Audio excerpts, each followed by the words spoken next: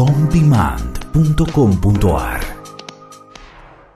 Niño nuevo, juguemos tu juego, con tu sabiduría crearemos ese mundo. Auspicia este programa Jardín Maternal El Verde Limón. Informes @elverdelimon.com.ar. Crearemos ese mundo que nos cambiará.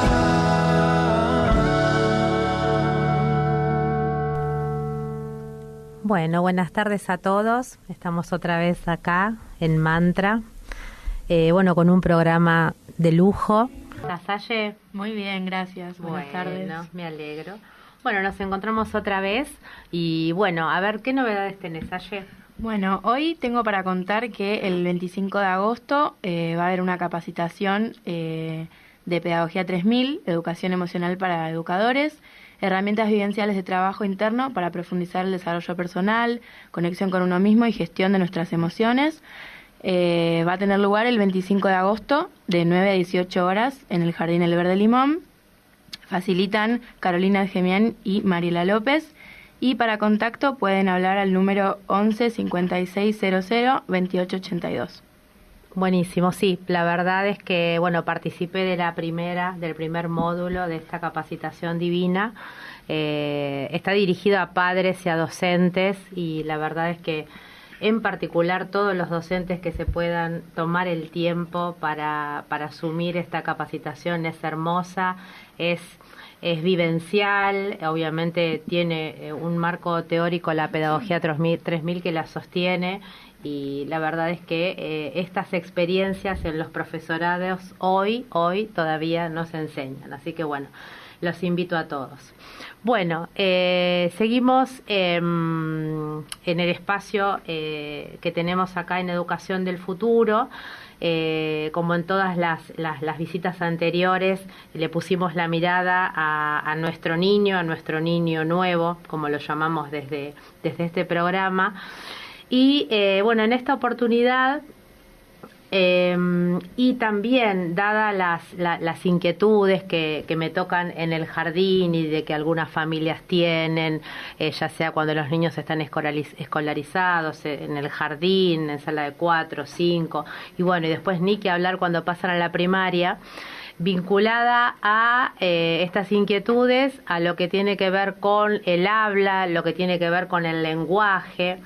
Y estuve en la búsqueda de traer al programa a una profesional, que no es cualquier profesional, es una ex mamá del Verde Limón, a la que quiero mucho, se llama Laura Kolodny, ella es fonoaudióloga, pero lo que más me gusta de todo lo que ella hace, que realmente lo hace hermosamente, es la mirada holística, ¿no? Que es lo que estamos buscando incluir en el sistema educativo. Así que no me voy a detener mucho tiempo en preámbulos porque la verdad todo lo que trae, todo lo que estuvimos intercambiando para poder compartir con todos ustedes es realmente muy interesante. Así que se va a presentar Laura. Hola, bienvenida. Patri, gracias a la radio, a vos, Patri, por invitarme. Estoy muy contenta de estar acá hoy. Buenísimo. Y de compartir nuestras experiencias y el quehacer del día a día en el trabajo con estos niños. Perfecto. Hay dos temas que me interesan que vos expliques bien, que tienen que ver con los trastornos del habla y los trastornos del lenguaje. ¿Nos podés contar un poquito diferencias y demás?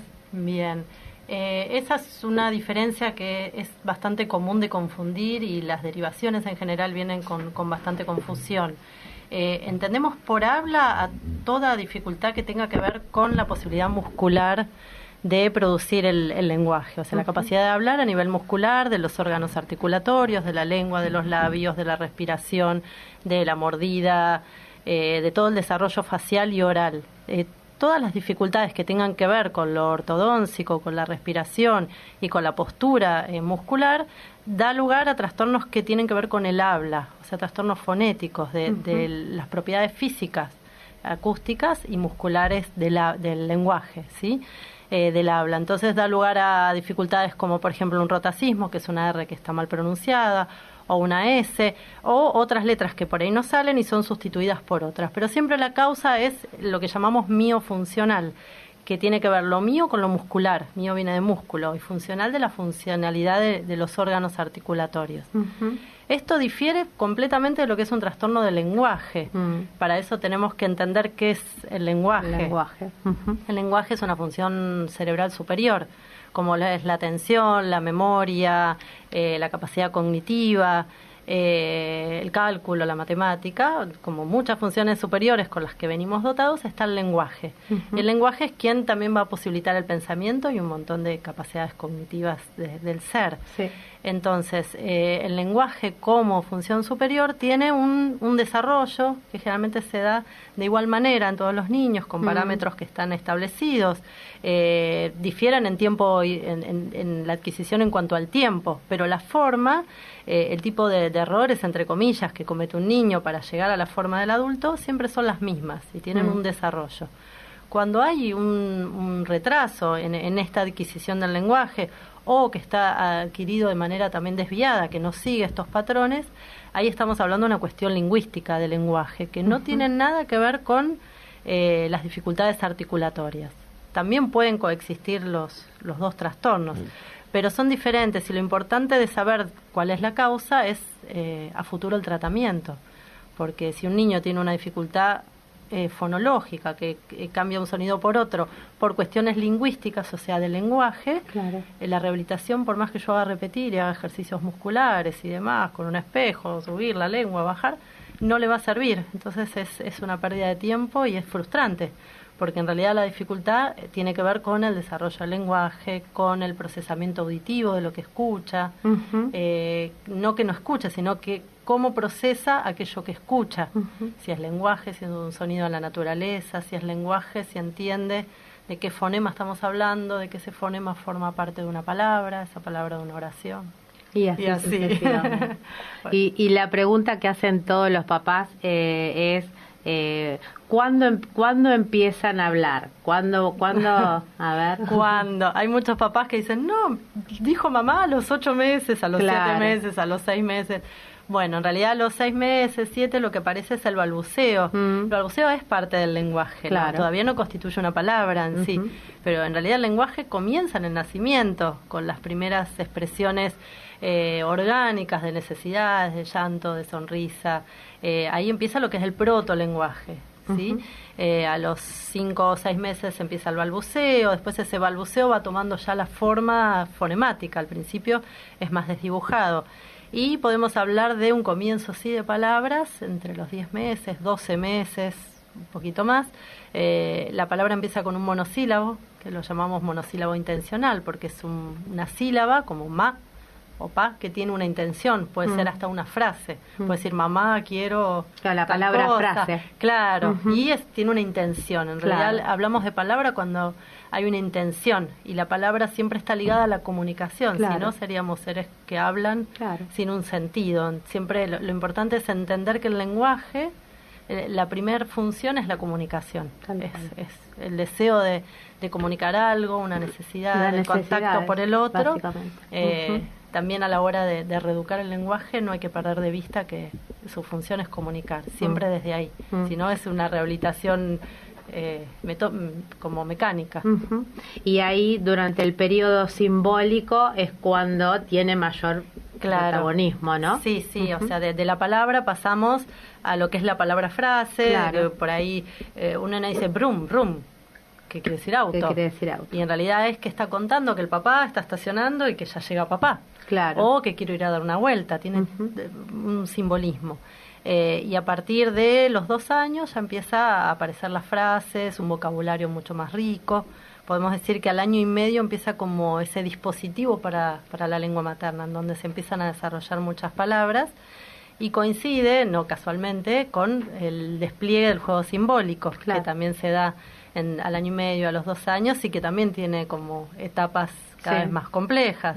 Al principio un niño juega con un muñeco que le da de comer, después ese muñeco tiene vida, ese muñeco habla, hace que come, y en el lenguaje va pasando algo parecido. Y es importante para los papás y para los docentes estimular muchísimo el juego simbólico, porque ayuda al lenguaje, porque el Ujú. lenguaje también es un símbolo. Bien. El lenguaje es un símbolo que comunica la realidad, que describe la realidad. Y el juego simbólico es un juego que cuenta, el niño cuenta lo que ve, Ujú. ya sea un muñeco que cocina, un auto que anda. Sí, sí, tal cual. Y la otra pregunta que también tenía es en este momento de construcción, ¿no? Del lenguaje como forma de comunicación, a veces se da a los nenes que empiezan a tartamudear. Sí. ¿Esto qué es? Esto, a ver, nosotros lo llamamos difluencia. Ujú. La difluencia es una interrupción en la fluidez del lenguaje. El lenguaje deja de ser fluido. Hay como unos saltitos, entonces quiero hablar y hola, ¿cómo Sí. estás? Y generalmente se dan estas interrupciones al principio de la frase. Sí. Es algo que es fisiológico, en general, a veces no. No se dan todos los niños, pero hay una gran población de niños que se da entre los 3 y los 6 años. Ujú. Y es importante igual una consulta, porque a veces es fisiológico y a veces no. Claro. Entonces, si no es fisiológico, entonces puede dar lugar a una futura difluencia. Ujú. En general hablamos de una difluencia fisiológica o típica, también la llamamos, cuando no hay tensión muscular, o sea, el niño quiere hablar, porque también su mente, su programación de lo que va a decir es mucho más rápido de la programación motriz. Hay mucho para decir y poca capacidad Claro. motriz para hacerlo. Generalmente se dan niños también como con mucho vocabulario, más intelectuales, que el lenguaje también en la familia prima, es algo muy importante. Claro. Entonces hay mayor exigencia. Claro. Hay una traba, hay repeticiones, pero no hay tensión muscular, no hay síntomas agregados. También se da en general en niños que son más exigentes, o sea, la difluencia va de la mano de la velocidad y de la exigencia. Son como bueno. las dos rutas. Y en ese caso, ¿qué deben hacer los papás? Supongamos que el hijo o la hija se empieza a manifestar de esta manera. ¿Qué deben hacer ellos? No me refiero a hacer una consulta o no, sino el trato. En casa. Lo primero es lo que todo padre tendería a hacer, es que va a ver, pará, pensá, esperá más despacio. Todo eso no. Claro, eso. Todo lo que primero sale es decirle, bueno, tranquilo, esperá. Claro. No, en realidad es primero hablar de lo que está pasando, como todo, sacar a la luz. Claro. Es algo natural, lo que te está pasando es normal, como tener piojos. Claro. En otra época pensar en tener piojos era como algo tremendo, la influencia también, y poder naturalizarlo, hablar de lo que está pasando, de que hay saltitos, que esto es natural, y priorizar en todos los aspectos de la vida las cosas que se hacen lentas, como dar valor a lo lento, a lo tranquilo. En otros ejemplos, si yo me pongo la campera y salgo toda apurada, quizás me enredo, me caigo, me pongo mal la ropa al Claro. revés. Poder dar ese valor a lo que se hace tranquilo, a lo que se hace lento, sin decirle hacelo lento, sino Claro. siempre dar el modelo, dar Claro. el ejemplo. Y en casa tratar de adquirir, dentro de esta vorágine en la que vivimos todos, de acelere global, tratar de adquirir, aunque sean esos pequeños espacios familiares, cotidianos, íntimos, otro ritmo. Claro. Es claro. mostrar otra posibilidad. Claro, donde por ejemplo se hable y no se hable con el celular y Claro. ese tipo de cosas, ese tipo de modelos que Sí. el adulto puede Claro. adaptarse, pero que a los niños Hablar más lento, Hablar más hablar lento. mirando los ojos, ahí Claro. el celular. no, si está el celular mediante no se puede hablar a los ojos, tratar de evitar todo tipo de pantallas. La tele no es algo que comunica. Claro. Comunica, pero no hay interacción. Claro. Lo mismo las tablets, los celulares. Entonces, tratar Bien. de brindar un ambiente como donde lo lento sea un privilegio, disminuir la exigencia en todos los ámbitos, no solo en el lenguaje. Hablar en familia de las propias exigencias, de las propias dificultades, de las propias trabas. Claro. Mostrar esto. Eso es genial. Bien, eso sería para padres y para docentes también. Claro, porque sí. a los niños esto les pasa dentro del Dentro del contexto aula. de las Y- aulas o de las salas. Sí, sí, sí. Y es importante también como enseñar a no interrumpir. También en el aula se puede usar un objeto que es el señor turno. Entonces el que tiene este objeto es el que habla y sabe que tiene todo el tiempo del mundo para hablar Para poder expresarse. y después lo pasa. Que no sienta la presión de tener que hablar rápido. Claro. Sería un poco el concepto. El Después, ahí, la creatividad de cada familia, de cada docente. De cada docente. y Bien. demás. Y contame un poquito el tema del lenguaje y estas disfuncionalidades, cómo repercuten en el aprendizaje, en lo vincular, en lo cognitivo del niño. ¿Qué tendrías para...?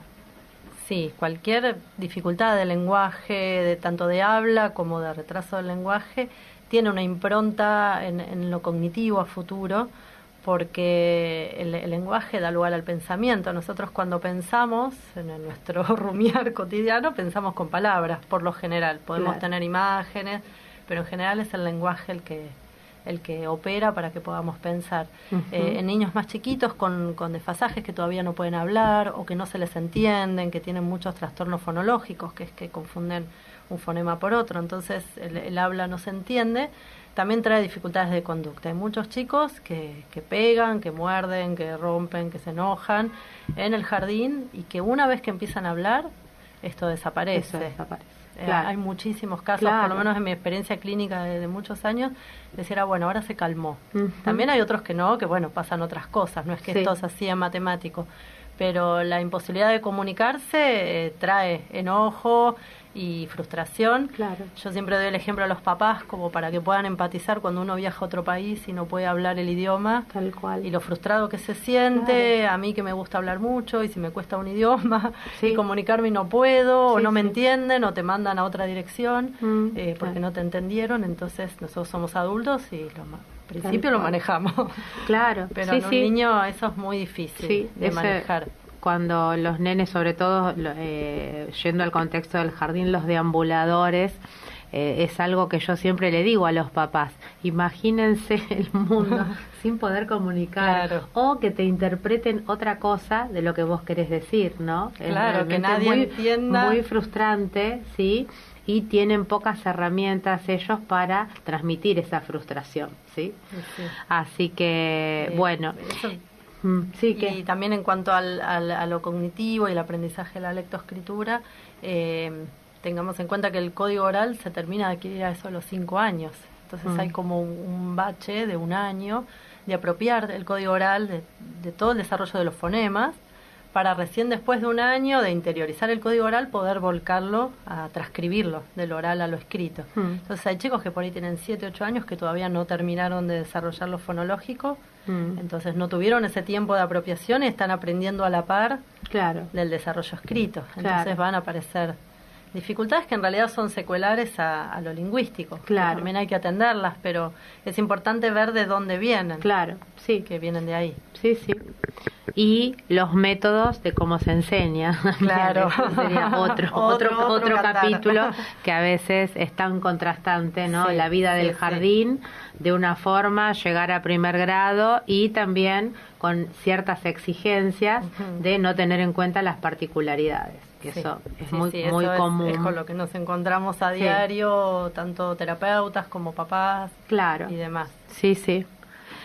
Bueno, 2 cositas. Contame, ¿qué es el abordaje neurolingüístico, que es una de tus especialidades?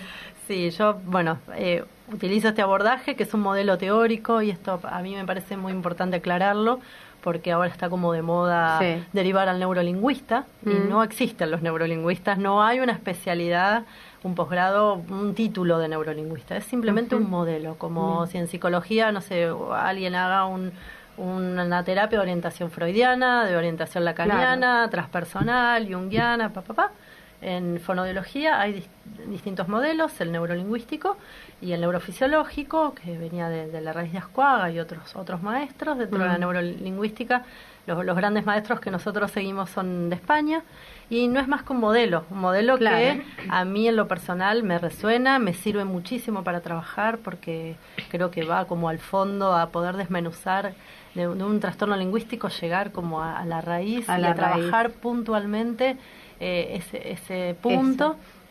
Entonces me sirve muchísimo. Y a eso le agrego, toda la mirada integral y holística del ser que uno tiene enfrente, que eso lo da la vida. La vida, bien, muy bien, eso la verdad que es genial. Bueno, después van a estar a través de redes sociales todas las capacitaciones que Laura brinda con su equipo, porque ahora no vamos a tener tiempo de nombrarlas, pero bueno, a través de... En Facebook, Niño Nuevo Educación del Futuro, y en Instagram, @educdelfuturo. Bien, ahí van a estar todos los contactos de Laura para que puedan contactar con ella y con su equipo para capacitaciones, formaciones. Laura va a dar un taller en el Verde Limón, que también vamos a comunicar prontamente la fecha. Y bueno, nos quedaron un montón de temas para hablar, así que serás invitada próximamente. Bueno, muchas gracias a todos.